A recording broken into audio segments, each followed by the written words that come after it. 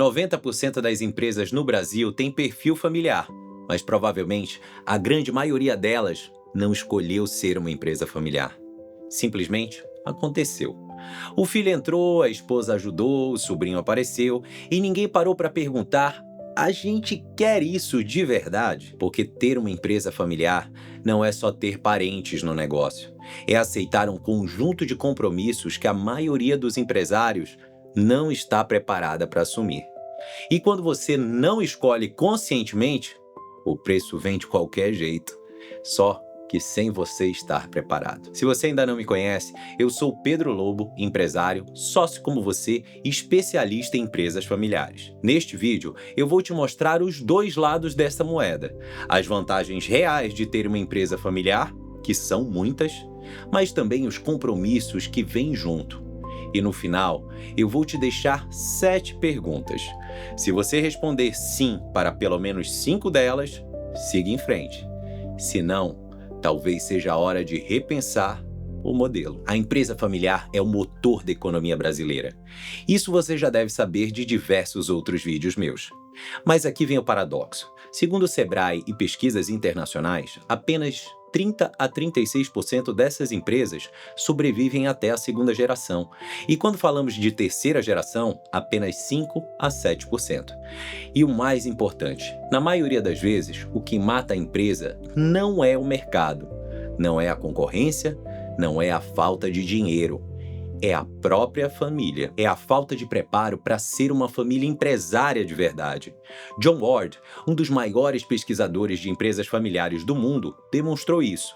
As razões para o fracasso vêm mais da complexidade familiar do que dos problemas de negócio. A pergunta que eu quero te fazer hoje é simples, mas poderosa. Você quer ter uma empresa familiar de verdade? Ou você só quer ter parentes no negócio? Antes de falar do preço, vamos falar do prêmio, porque empresa familiar bem feita é sim um modelo poderoso. Primeiro, visão de longo prazo.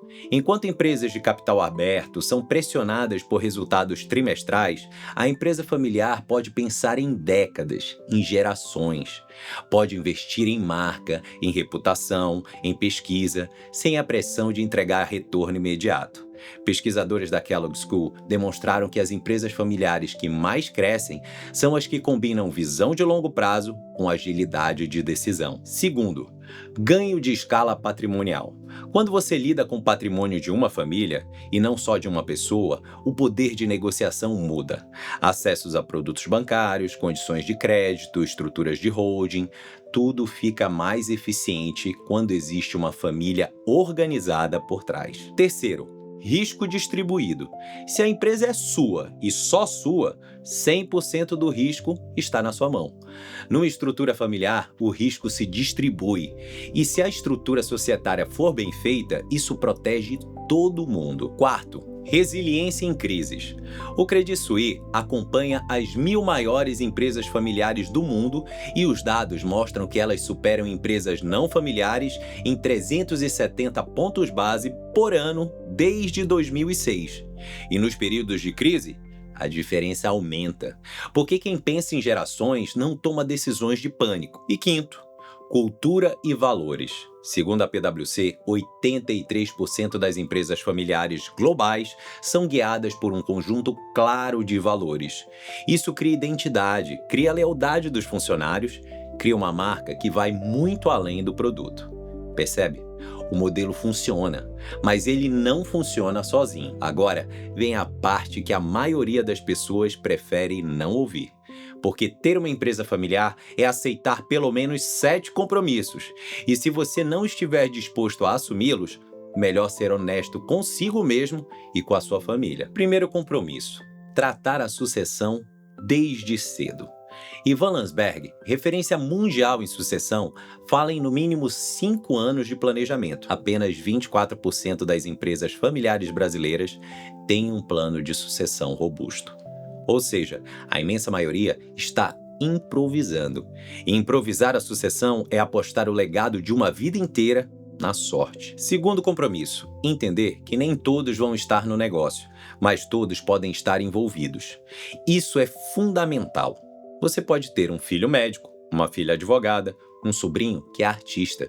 Eles podem não trabalhar na empresa, mas se são sócios, precisam ser preparados para esse papel. O modelo dos 3 círculos mostra exatamente isso. Família, empresa e propriedade são 3 sistemas diferentes. A pessoa pode estar em um, em 2 ou nos 3, e cada posição tem responsabilidades diferentes. Terceiro compromisso: estar disposto a compartilhar poder, propriedade, decisões e responsabilidades. Sócio, esse é provavelmente o mais difícil para o fundador ou para quem está no comando. Você construiu uma empresa do zero, muitas vezes aprendeu a tomar decisões sozinho e agora precisa dividir. Precisa criar um conselho, precisa ouvir opiniões que às vezes discordam das suas. Precisa aceitar que o modelo de decisão centralizado é insustentável na transição geracional. Quarto compromisso: montar uma equipe de familiares usando o melhor de cada um.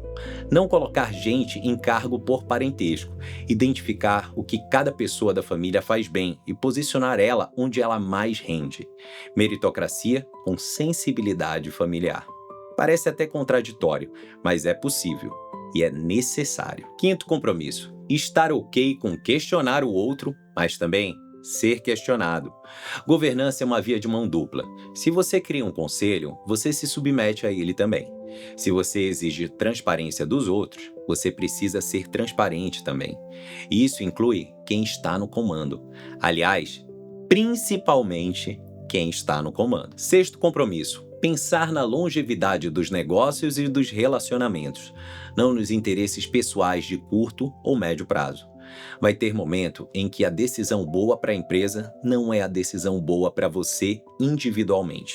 E você vai precisar engolir isso, porque a empresa familiar que dura gerações é a que coloca o coletivo acima do individual. Sétimo compromisso: lidar com a percepção de injustiça. E aqui eu preciso ser direto. Pensa na seguinte situação: você tem um sócio familiar que é médico. Ele toca o consultório dele, ganha bem, mas é sócio da empresa familiar também. E, portanto, recebe dividendos. Quem trabalha na empresa olha e pensa: esse cara está levando vantagem. Ele ganha dos dois lados e eu faço trabalho pesado aqui dentro. Essa percepção é real e, se não for tratada, ela corrói por dentro.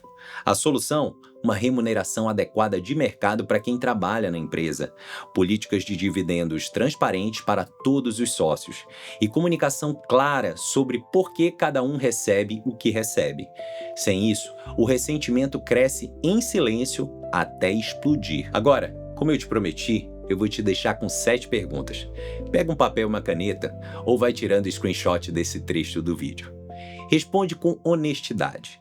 1. Você está disposto a começar a planejar uma sucessão agora, mesmo que ela esteja a 10, 20 anos de distância? 2. Você aceita que familiares que não trabalham na empresa sejam desenvolvidos e envolvidos como sócios preparados? 3. Você está disposto a compartilhar poder de decisão com outros membros da família, mesmo quando discorda deles? 4. Você topa criar uma estrutura de remuneração transparente e de mercado, separando o que é salário do que é dividendo? 5. Você aceita ser questionado por um conselho, por filhos, por sócios, da mesma forma que você questiona os outros? 6. Você consegue colocar a longevidade do negócio e dos relacionamentos acima dos seus interesses pessoais quando é necessário? E 7. Você está preparado para ter conversas difíceis sobre dinheiro, poder e expectativas com as pessoas que você mais ama? E aí? Como é que foi? Se você respondeu sim para 5 ou mais dessas perguntas, você tem o perfil. Siga em frente. Construa uma empresa familiar de verdade, com governança, estrutura, com intenção. Agora, se você respondeu menos que 5, isso não significa que seja impossível. Significa que você tem trabalho a fazer antes. E ter essa clareza já é um enorme passo. Sócio, ter empresa familiar não é vantagem automática, é vantagem condicional. Condicional a você pagar o preço, assumir os compromissos e construir as estruturas que protegem tanto o negócio quanto a família. Porque no final, empresa familiar que dura gerações não é a que tem o melhor produto, é a que tem a família mais bem preparada. Se esse conteúdo fez sentido para você, você já sabe, se inscreve no canal, ativa as notificações porque toda semana tem conteúdo novo por aqui. Compartilhe esse vídeo com um familiar que precisa ouvir isso, especialmente aquele que ainda não parou para se fazer essas 7 perguntas. Me conta nos comentários qual dos 7 compromissos é o mais difícil para você. Até o próximo vídeo.